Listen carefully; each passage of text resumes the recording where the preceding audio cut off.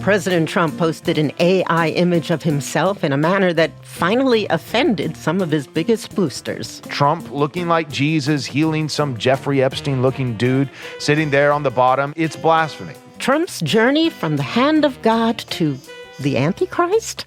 From WNYC in New York, this is On the Media. I'm Brooke Gladstone. And I'm Micah Loewinger. Also on this week's show, the satirical newspaper The Onion is taking over Infowars and replacing the hate with comedy. Why? People need to hear other people like me remind the world that this is insane and try to do it in an entertaining way. Otherwise, people feel like they're going crazy and that they're alone. Plus, Amy Goodman has been sounding the alarm on corporate media for 30 years. People were saying, give us a break. But now they're saying, oh, please, yell louder, yell louder. It's all coming up after this.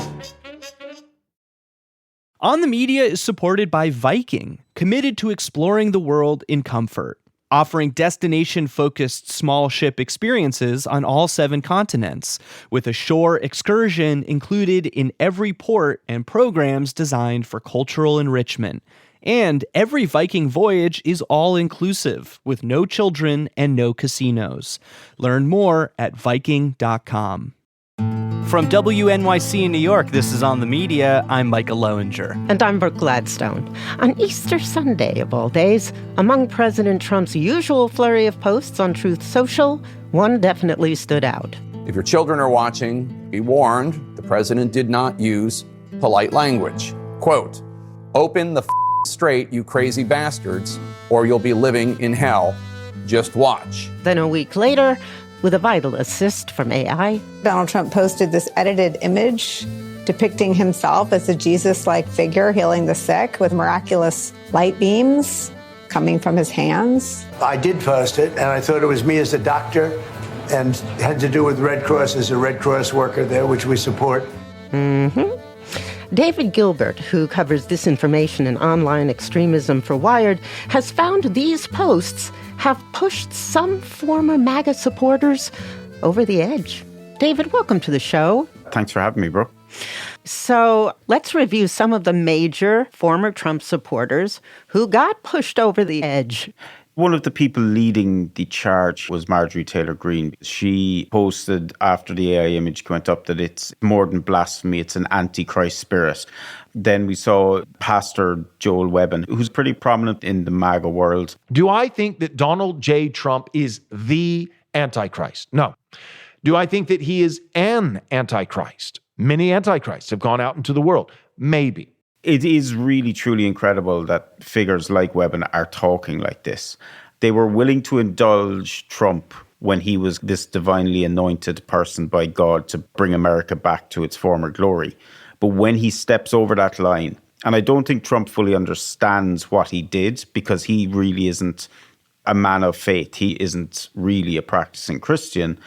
And posting himself as Jesus, it instantly turns people against him. He really doesn't get them, does he? He gets their votes. And it's been like that for a long time. They've played a game to an extent because lots of policies that they wanted to enact, they saw Trump as their best opportunity.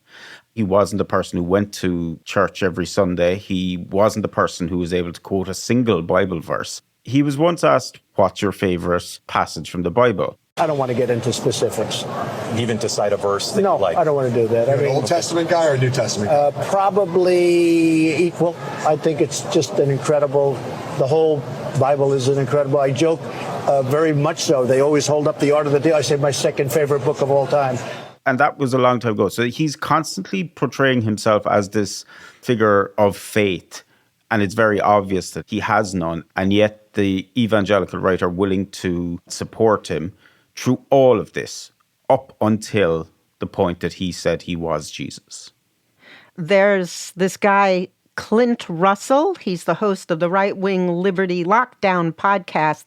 Is he an important guy?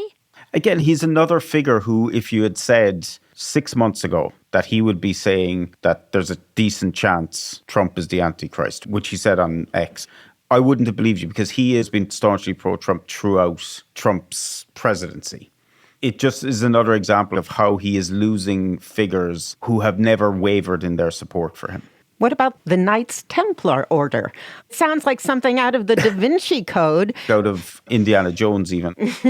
They're a Christian organization. They came from this medieval military order. And once again, they would have never broken with Trump, but they said that they had no other choice but to condemn it. Wholeheartedly. A year ago, he posted a picture of himself as the Pope. There was none of this type of condemnation. It really is a tipping point where these supporters feel they have to speak out against this. You mentioned the Pope. Trump called Pope Leo weak on crime, terrible for foreign policy. Leo called the war in Iran atrocious, that the leaders responsible have hands full of blood. How much does his squabbling with the Pope figure into this? Obviously, MAGA didn't have any trouble with Trump fighting with Pope Francis. They didn't like him very much. They seem to really like Pope Leo. The difference between him and his predecessors is that Pope Leo is an American. He speaks in English. His statements are not translated, and he is speaking directly about compassion, empathy for other humans, condemning war, very basic Christian Catholic viewpoints. But his speaking out directly against the war in Iran has clearly angered Trump and gotten under his skin. As you've noted, the assassination attempt on Trump in the summer of 2024, Trump and a lot of his supporters, including Tucker Carlson, said that his survival was an act of divine intervention.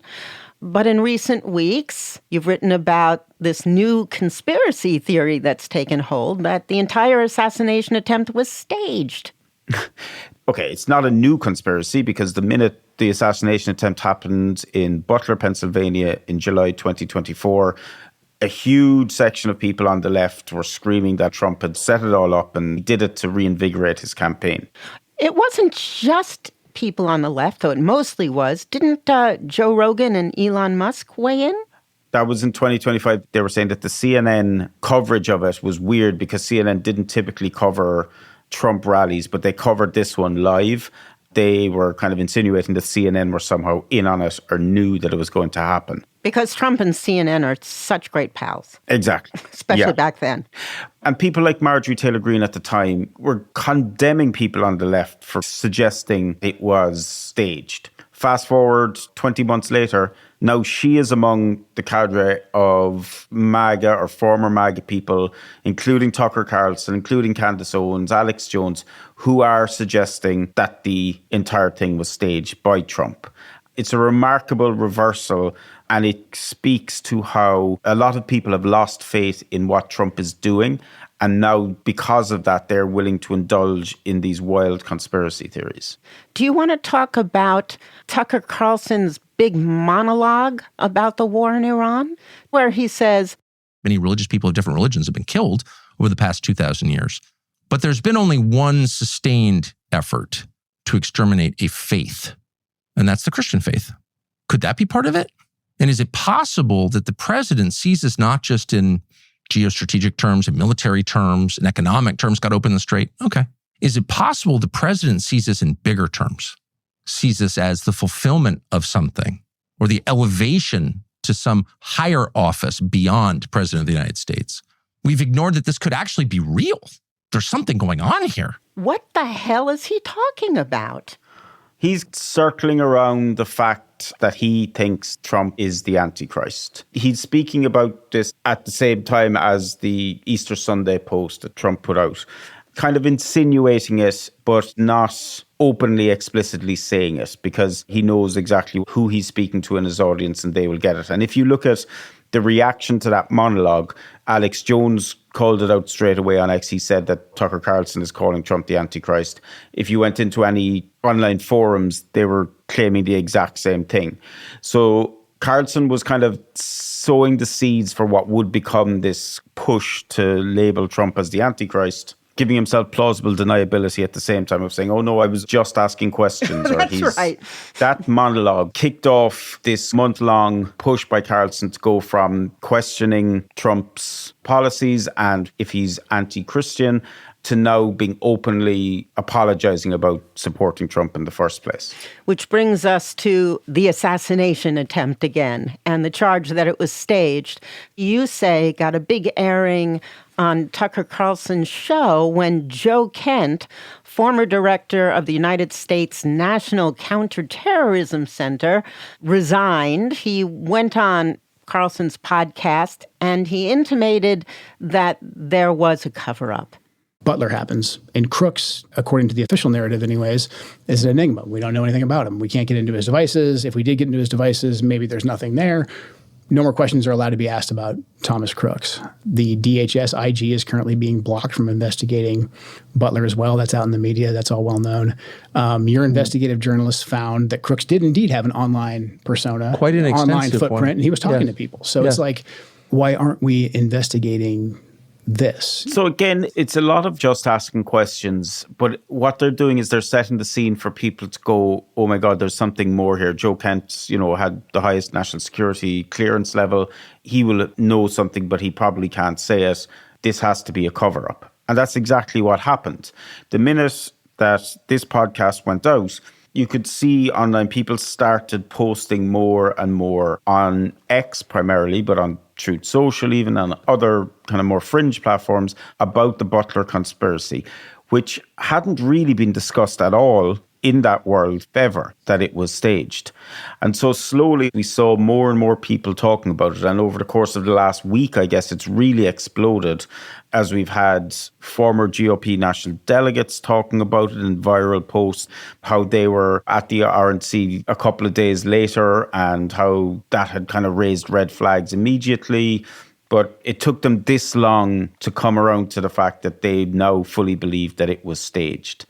It's very interesting to see how once one person with a high profile is willing to engage in this kind of conspiratorial thinking out loud on his podcast, all the others are willing to follow along very quickly afterwards. So you had Tucker Carlson first with Joe Kent, you had Alex Jones, you have Candace Owens, you have Marjorie Taylor Greene, all willing to now publicly voice their questions about the assassination attempt and how they believe it's a cover-up.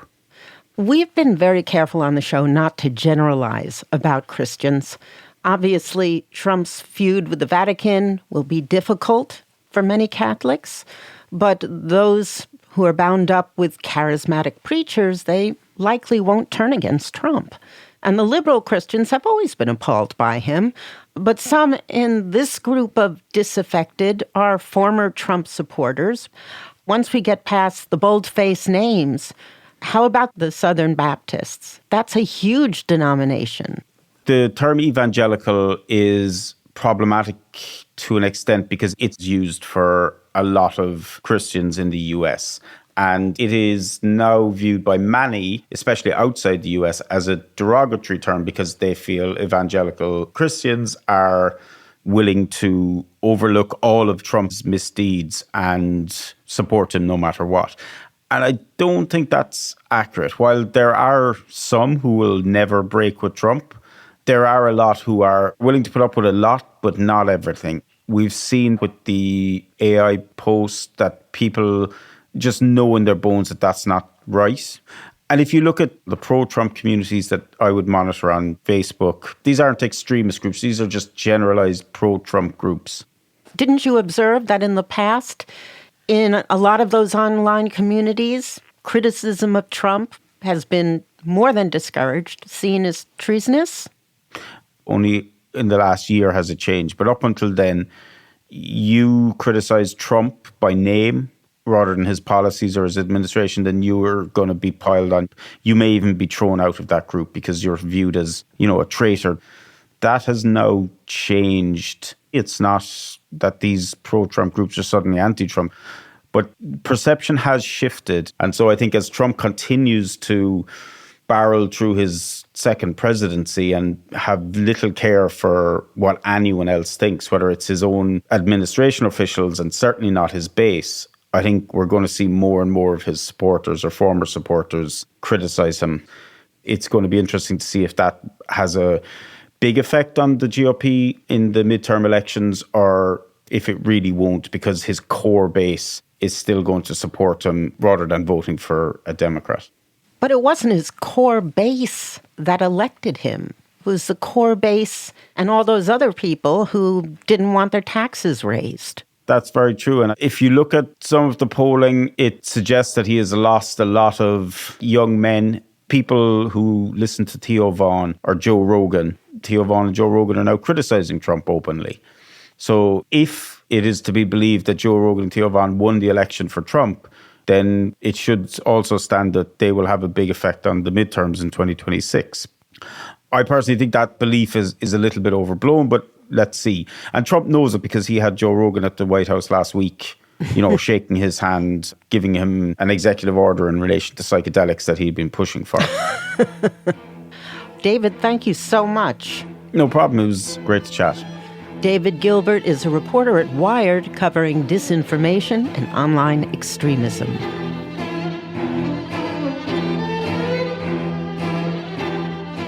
Coming up, hang on to your tinfoil hat. A conspiracist bunker in Texas may be the next wellspring of internet comedy. This is On the Media.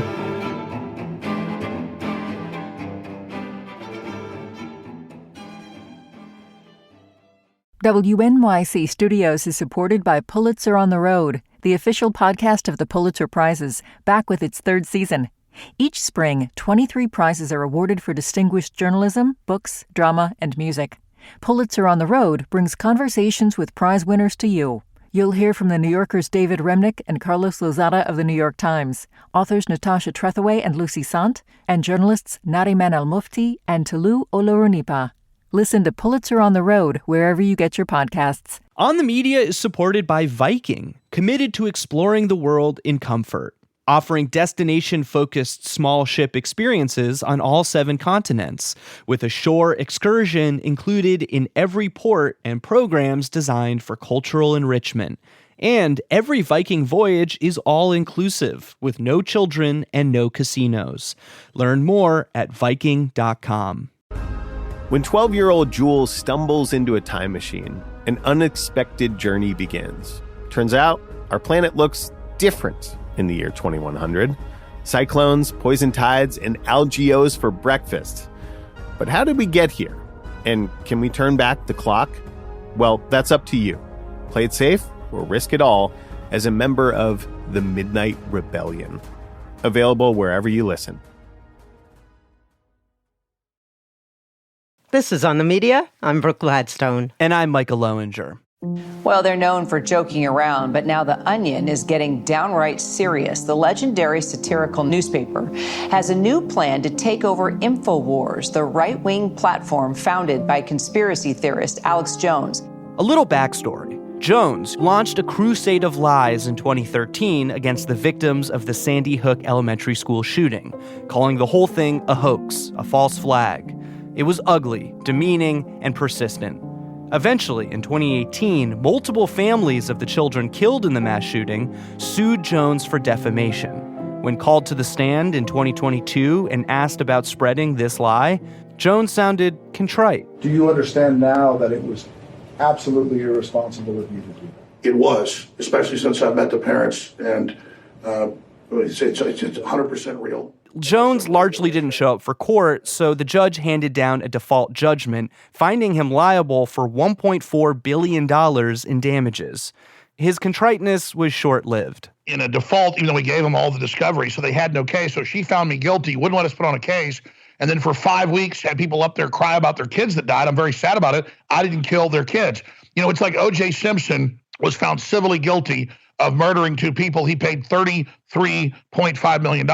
So I didn't murder anybody. I just questioned a public event. And so if they think they're going to get $900+ million, they're gravely mistaken. And here's more news. Despite filing for bankruptcy shortly after the judgment, Jones stayed on air and didn't give the families a dime.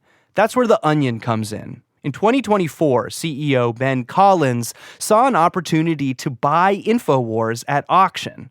The idea was to take over the brand while providing some money to the Sandy Hook plaintiffs still awaiting payment.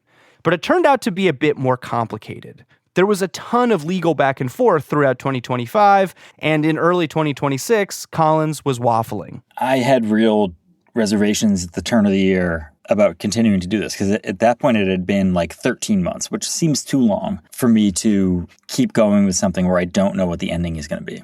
And then on January 5th, Renee Good was shot. And I don't remember being as like incandescently angry at a news event in my entire life. You know, I turned on Infowars afterwards, and he had Kyle Rittenhouse on. And Kyle Rittenhouse was saying that Renee Good was putting cigarettes out on her kids, and that's why she had her kids taken away. Oh my God. And this was within hours of her death. And then he had read it on X, so it had to be true, of course. And I just thought, these are going to do this for the rest of our lives without any punishment. They are just going to keep getting away with it. And that's when I thought, I'm not giving up. We're going to get this thing done. And we're going to replace it with something beautiful. So Collins and The Onion kept waiting. For months, we were just in this holding pattern. And then something happened last month. And it was a very ridiculous way for this to come to a head. You're about to say that you saw a clip of him on Tim Pool's podcast? That's correct, yes.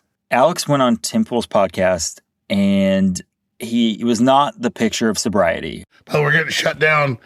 We beat so many attacks, but finally we're shutting down like the middle of next month. Wow, it's gonna be insane what happens. People, you know. Yeah. So the fake receiverships, the fake auctions, all of it's happening right now. So what are you gonna do? You're launching a new thing, or what are you doing? Yeah, it's now. We're gonna be fine. All right. Well, he would say that all the time, like almost every month during this stay, they were going to shut him down. So I called our bankruptcy lawyer and I said, buddy, I'm sorry to ask you this once again, but he's saying they're going to shut them down next month. Can you just check in on it? Call the receiver. And the receiver was like, yeah, they're out of money. The estate's out of money. So we can't keep operating Infowars. So we went to them and we said, well, this thing has considerably less value to us as a dead asset. How about this? We will pay the exorbitant rent that Alex Jones pays to his landlord to keep his gigantic, sprawling studio with all of his stuff in it. We will pay that to take over the IP, and we will keep the lights on in the studio so things don't melt. So by the time we can buy it, we'll remain in one piece. And this state receiver, and by the way, I just want to stress this. I didn't know about bankruptcy court before this. I didn't know anything at all. I literally thought we were headed into like a Storage Wars style auction. But I've had to learn all this stuff. The state receiver has two duties. One, it's to keep the value of the estate alive, to keep the assets going, and to do what's best for the creditors. And the creditors in this case are the San Diego families. And that met both thresholds. So he said yes. On Monday of this week, he filed with the court that we had come to an agreement. And we hope by a week from now, we'll be fully and formally taking over Infowars.com. So it appears that The Onion might really, at long last, do this, so long as the judge approves. But in all that news, one particular announcement caught my eye.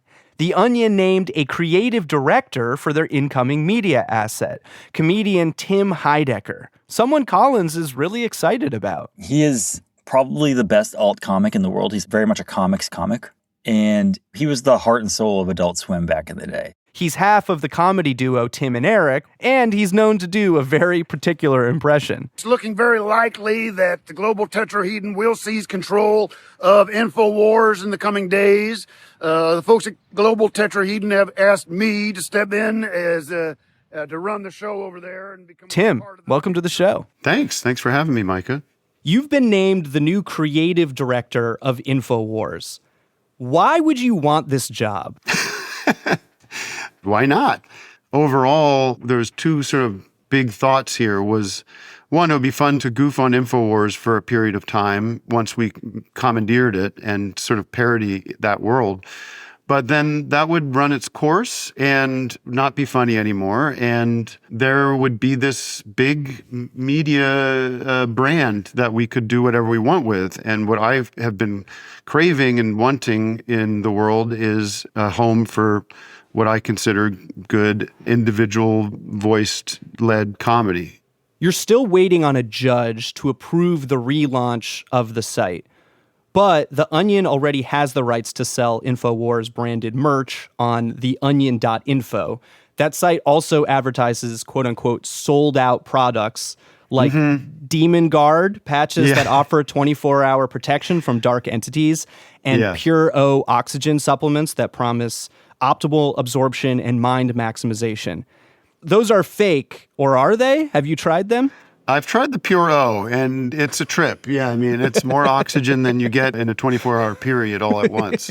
And it's removed. I've had several terminal illnesses that have been immediately cured after one dose. So I'm a big fan of that product. When did you start watching Alex Jones? Like, what do you have like a memory of your first Infowars moment? I would think it would be in the 2015 era, pre-Trump, leading up to Trump. I'm sure I was aware of him as kind of like an internet oddity, you know, a coast-to-coast conspiracy theory kind of fella. Sort of harmless, benign, amusing clown. And we goofed on him at the Republican convention in Cleveland, followed him around, and I think when he became an actual, you know, it was like Trump's going on his show and validating some of his crazy stuff. It felt like this guy's actually influencing, in a way, my life because I live here. It's a weird time because he's now at odds with Trump. Yeah, he recently said he thought that Trump was possessed by a demon or something like that. Well, we are confirming that. We did some medical blood tests, and there is demonic blood running through his veins. But yeah, I'm going to slip into that every once in a while if you don't mind. I love it. In fact, this Alex Jones impression, you have done it to the man himself. I did. Back in 2017, you somehow crashed an Infowars live stream outside the RNC. Can you help me set this up? One of my comedy partners, Vic Berger, we were shooting a special for him, walking around the convention, doing the thing, interviewing people. Vic has a great interview with him because Vic loves Chubby Checker and we were shooting this in Cleveland, and Vic was asking everybody why Chubby Checker isn't in the Rock and Roll Hall of Fame. And so his question for Alex Jones was, what do you think about Chubby Checker not being in the Rock and Roll Hall of Fame? And I don't know. I don't get involved in all that stuff. I think that's literally what he says. You really got taken off guard there. But then later, the next day or something, I was just walking around causing trouble, and there they were live broadcasting and just launched into it. There's like a reporter who you sort of accost with your impression. Voting for Trump. Live right now. This guy here is doing a great impression of him, and so I'm going to step away because he's quite distracting. Let's let this distractor get in here. Let's see what this Dumbo's doing. Ladies and gentlemen, Roger Stone is going to be my guest any second now, so stay tuned and join us here at the Republican National Convention, all right? Because we are going to take our party back, ladies and gentlemen. We've been trolled or whatever. I think it's funny. Yeah.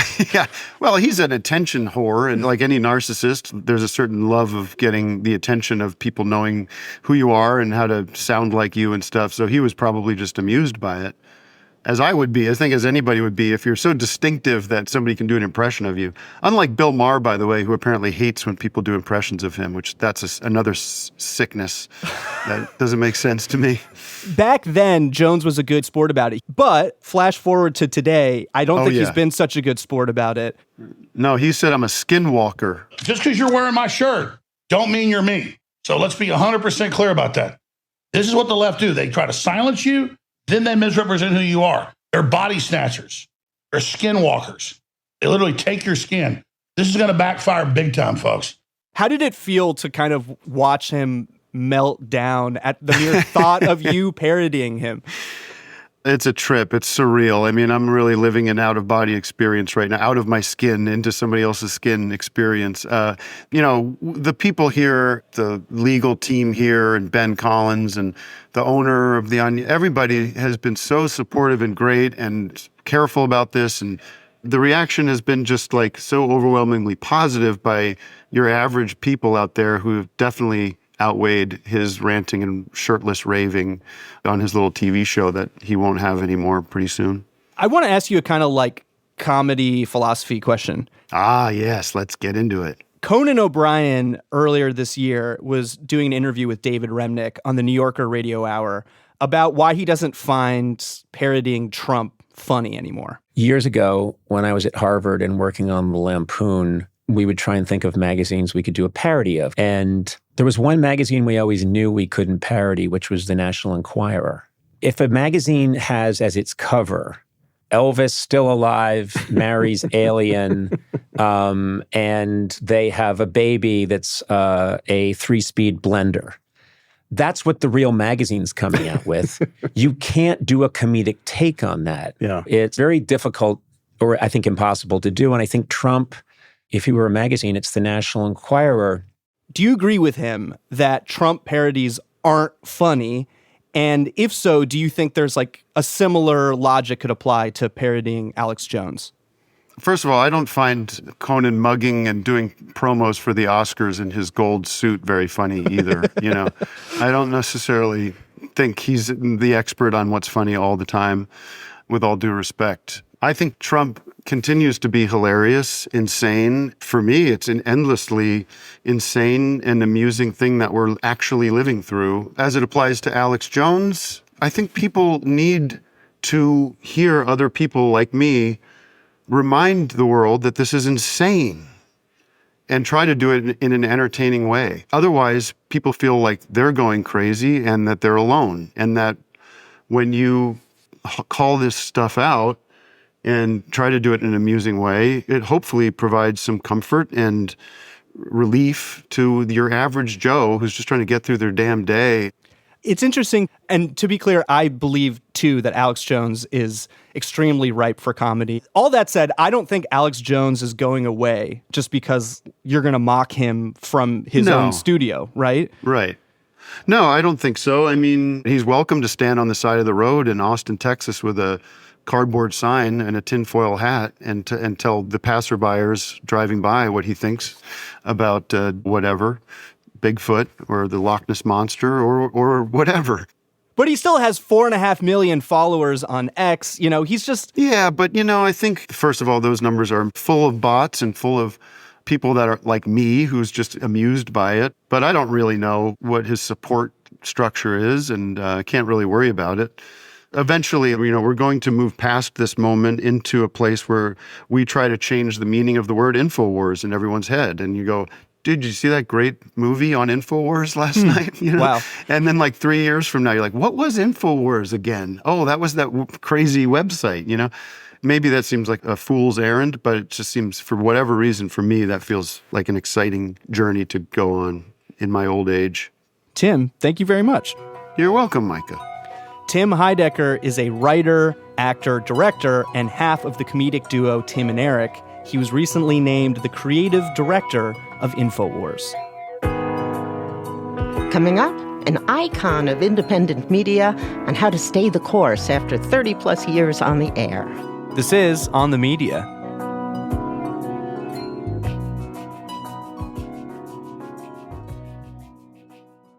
WNYC Studios is supported by Pulitzer on the Road, the official podcast of the Pulitzer Prizes, back with its 3rd season. Each spring, 23 prizes are awarded for distinguished journalism, books, drama, and music. Pulitzer on the Road brings conversations with prize winners to you. You'll hear from The New Yorker's David Remnick and Carlos Lozada of The New York Times, authors Natasha Trethewey and Lucy Sant, and journalists Nariman Al-Mufti and Tulu Olorunipa. Listen to Pulitzer on the Road wherever you get your podcasts. On the Media is supported by Viking, committed to exploring the world in comfort, offering destination-focused small ship experiences on all 7 continents, with a shore excursion included in every port and programs designed for cultural enrichment. And every Viking voyage is all-inclusive, with no children and no casinos. Learn more at Viking.com. When 12-year-old Jules stumbles into a time machine, an unexpected journey begins. Turns out, our planet looks different in the year 2100. Cyclones, poison tides, and algaeos for breakfast. But how did we get here? And can we turn back the clock? Well, that's up to you. Play it safe or risk it all as a member of the Midnight Rebellion. Available wherever you listen. This is On the Media. I'm Brooke Gladstone. And I'm Micah Loewinger. On Thursday, Paramount Skydance took another step forward in its bid to massively expand its media holdings. An $81 billion Warner-Paramount mega merger has now received shareholder stamp of approval, propelling a deal that could vastly reshape Hollywood and the wider media landscape closer to the finish line. This is one of the last remaining hurdles for Paramount before it can actually take over WBD and bring together brands like CNN and CBS News and HBO Max and Paramount Plus. This sort of consolidation is no surprise to a cohort of scholars and journalists who've spent decades sounding the alarm on media deregulation. Among them, Amy Goodman, co-host and co-founder of Democracy Now!, a fiercely independent daily broadcast and online show. For 30 years, Goodman has grown a loyal audience built on her famously persistent brand of investigative journalism. Can you explain why you won't answer any questions on the issue of climate change or why the U.S. is here? And her foregrounding of people otherwise ignored by the mainstream media. We turn to a growing protest in North Dakota where hundreds of indigenous activists have shut down construction on the $3.8 billion Dakota Access Pipeline. The oil pipeline threatens to contaminate the Missouri River, which provides water not only for thousands of residents on the reservation, but also for millions living downstream. Her unapologetic editorial choices over the years have led to some pointed criticism of her perceived biases. Here's Stephen Colbert in 2009, when he was still in his old right-wing persona, making the point. You're a communist, right? You're super liberal lefty. They don't get any more liberal lefty, outside agitator than you, do they? I don't know. I think that conservative and liberal lines are breaking down right now. Yeah, to right and wrong. Now, Amy Goodman is the subject of a new documentary, Steal This Story, Please, which takes us through her decades-long career. Last week, we sat down in a WNYC studio to talk about the film and the 30th anniversary of her show, on what turned out to be a rather auspicious day. I'm very honored to be doing this on my birthday. Happy birthday. Are you serious? Yes. Oh my God. I never ever tell anyone my birthday, but it's just so hilarious that I'm looking at April 13th, which is this, 13. Everyone else, it makes them very nervous, the number. Yeah. But I've always liked that number. So Incredible. I thought it was fun. That just means be nice to me. I will be very nice to you. I started our conversation by asking Goodman where her reporting ethos and her urge to stay independent came from. I come out of Pacifica Radio, which was founded in 1949 in Berkeley. A war resister named Lou Hill came out of the detention camps and said there's got to be a media outlet that's not run by corporations that profit from war, but run by journalists and artists. And so Pacifica was born, 5 stations, KPFK in Los Angeles, our station WBAI in New York, WPFW in Washington, Jazz and Justice Radio, and KPFT in 1970 in Houston. That station went on the air, and a few weeks later, it was blown up by the Ku Klux Klan. They strapped dynamite to the base of the transmitter. They get back on the air a few weeks later. They rebuild the transmitter. And the Klan strapped 15 times the dynamite to the transmitter and blew it to smithereens. The Klan leader said it was his proudest act because he understood how dangerous independent media is. Dangerous because it allows people to speak for themselves. And when you hear someone speaking for themselves, it makes it much less likely that you'll want to destroy him. I want to talk about an example of how you tried to use your reporting as a force for peace. In 1991, when you were working at WBAI, you learned about a story that had been missing from mainstream coverage: Indonesia's invasion of East Timor in 1975 and its systematic killing of a third of the Timorese population. 90% of the weapons used by the Indonesian army were supplied by our government. Talk about why you wanted to travel there and what you discovered through your reporting. I went there with my colleague Alan Nairn, and I decided to do a documentary on East Timor. We went in 90 and then again in 91. And in 91, the occupation of East Timor had been going on for 17 years. For the first time, a UN delegation was going to go to investigate the human rights situation. Huge deal for the people of Timor. They were dropping out of their workplaces, out of schools, to take refuge in churches that they'd be able to speak to the delegation. We learned that a young man had just been killed on the steps of the church. By the Indonesian army. By the Indonesian military. 2 weeks later, in total desperation, they decided to hold a procession from the main church to the cemetery. The Timorese then held up banners drawn on bedsheets. They had been prepared. We followed this human procession to the cemetery. And then we saw hundreds of Indonesian soldiers with their US M16s at the ready position. We had walked to the front of the crowd. We took our equipment out. I held up my microphone like a flag. Alan put the camera above his head. They swept past us, and without warning, hesitation, they just opened fire on the crowd.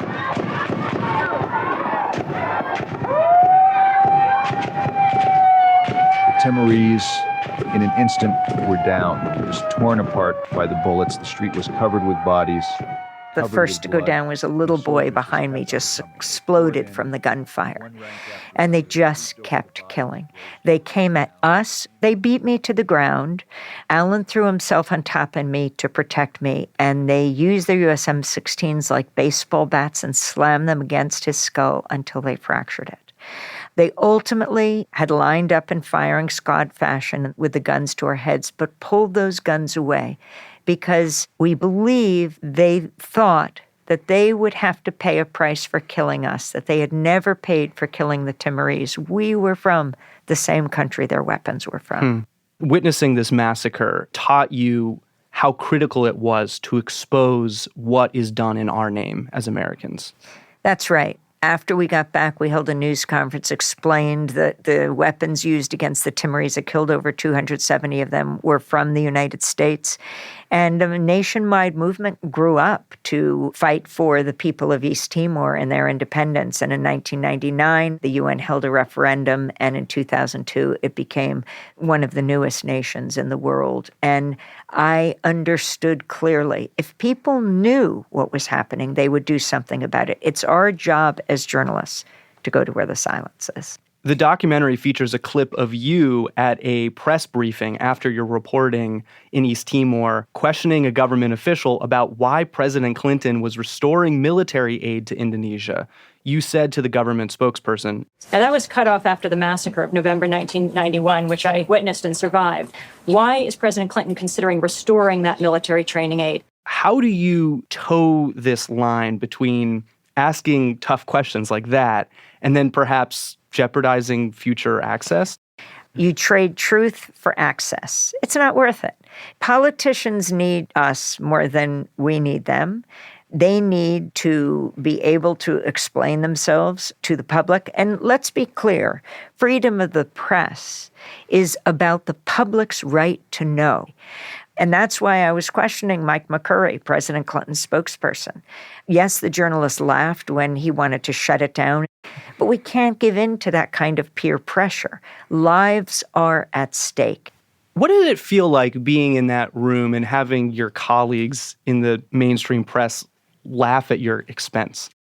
They were asking about golf clubs and what President Clinton would be doing. I think it was their anniversary, President Clinton and Hillary Clinton.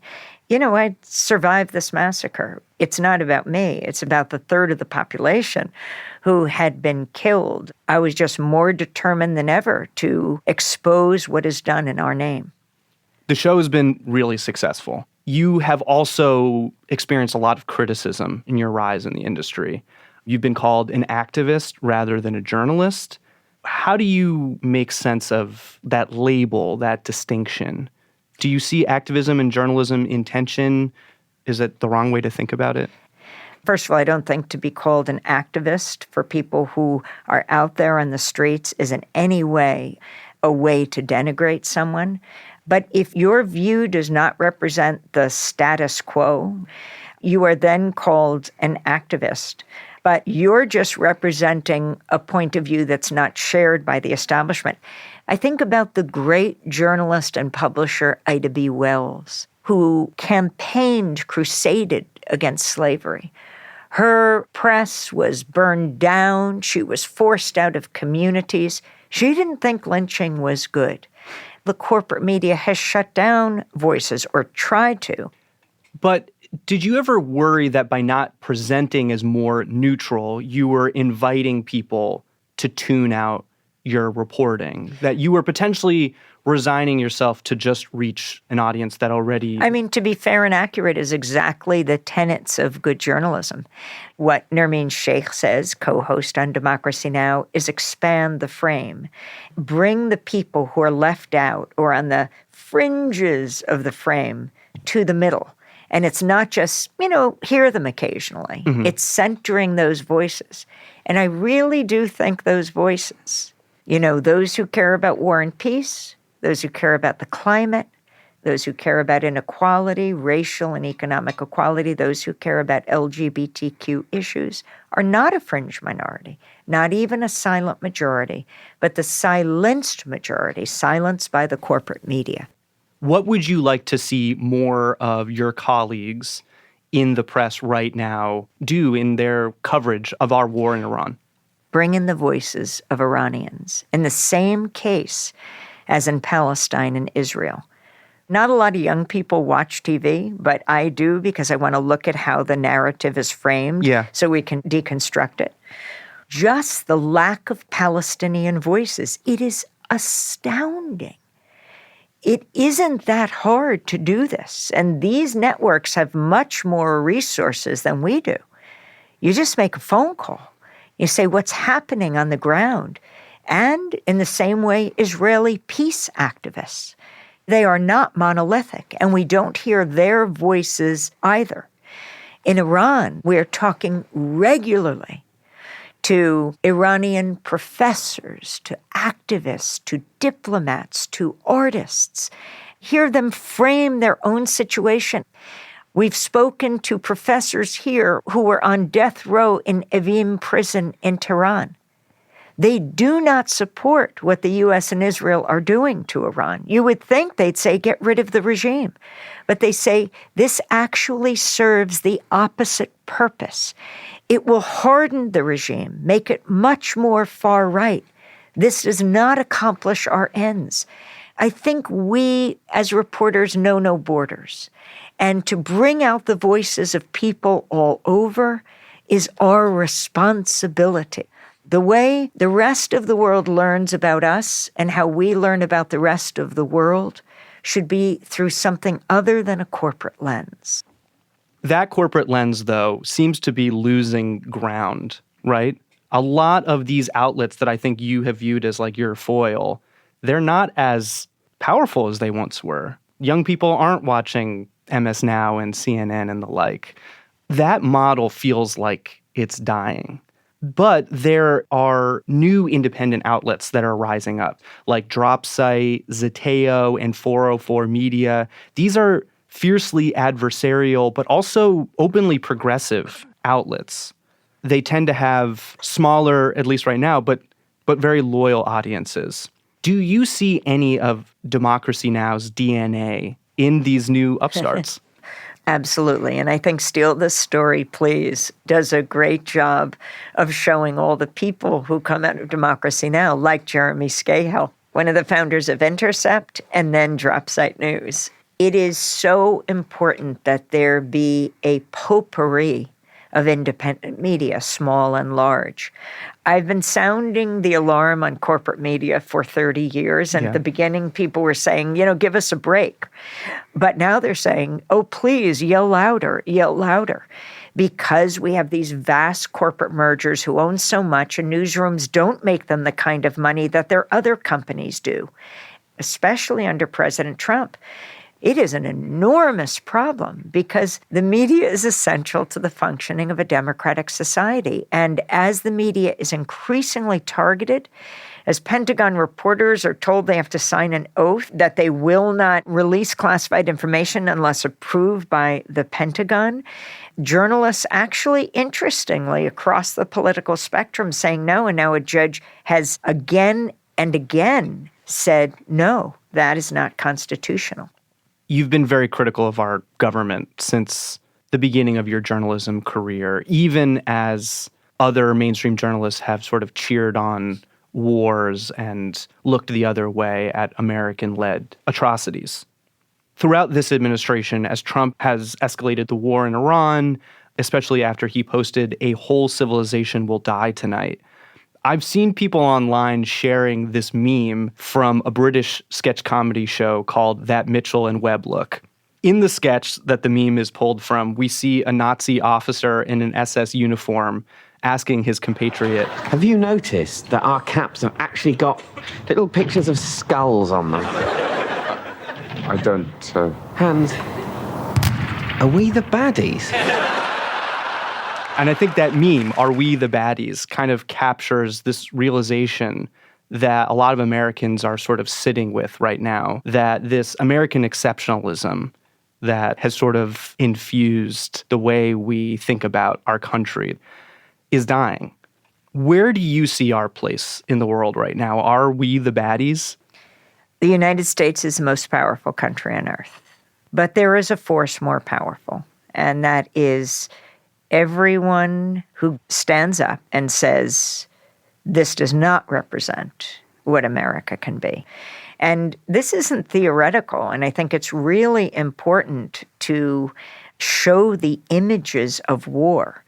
I learned from Mamie Till Mobley, who lost her son Emmett Till in 1955. Emmett was a 14-year-old boy from Chicago. She wanted him out of the city for the summer, sent him to his family in Money, Mississippi. He ends up being lynched by a white mob and ends up in the bottom of the Tallahatchie River. When his body was sent back, Mamie Till Mobley said, "I want the casket open for the funeral and the wake, where you could see his distended, mutilated head." And then Jet Magazine and other Black publications took photographs of his mutilated head, and they were actually published, and they were seared into the history and consciousness of this country. Mamie Till had something very important to teach the press of today. Show the pictures. Show the images.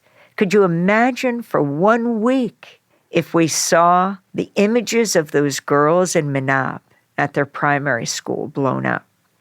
I really do think vast changes would happen, and that's our job in the media.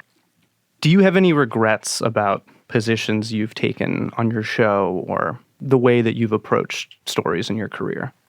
I look ahead. What further do we have to do? That's always been my approach. I come out of a family tradition where we were steeped in the past. In that case, it was the Holocaust.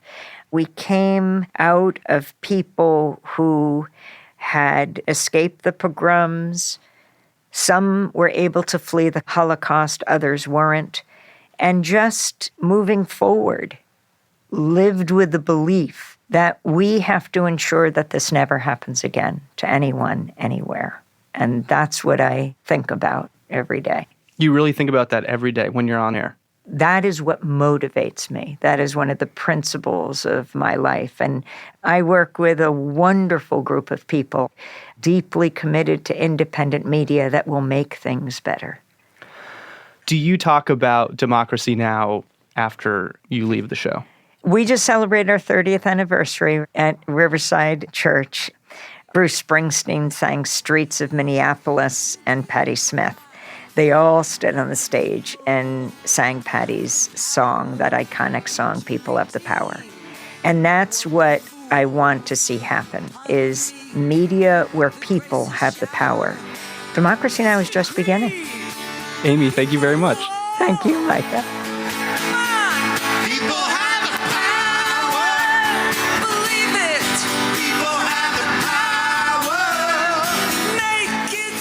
Amy Goodman is the host of Democracy Now! The documentary Steal This Story, Please is in select theaters now.